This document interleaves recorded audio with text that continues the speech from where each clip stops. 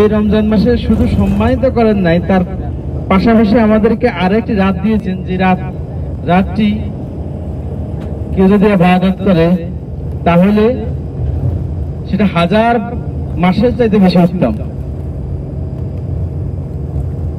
এই রমজান মাসটা হচ্ছে আমাদের জন্য একটা অফার, বোনাস পয়েন্ট। আমরা বিভিন্ন বোনাস পেয়ে থাকি, এটা হচ্ছে একটা বোনাস পয়েন্ট আমাদের জন্য। আমরা যদি সঠিকভাবে কাজে লাগাইতে পারি তাহলে আমরা আমাদের এই জীবনকে, এই যে আমাদের যে আমলের ঘাটতি, আমরা যে যারা অন্য নবী রাসূলদের সময় ছিলেন, 1000 বছর যারা জীবনযাপন লাইফ পাইতেন, তাদের চাইতে আমরা অনেক দূরে এগিয়ে যেতে পারবো ইনশাআল্লাহ, যদি আমরা এই রমজানের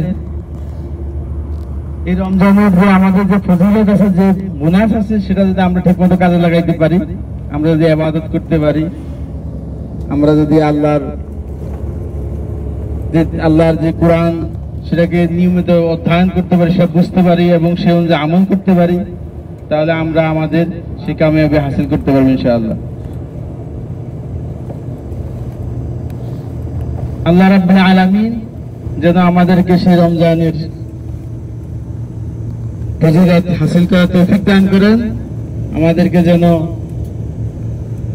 রাসূল সাল্লাল্লাহু আলাইহি ওয়াসাল্লামের যে কথা রাসূল সাল্লাল্লাহু আলাইহি ওয়াসাল্লাম বলছেন যে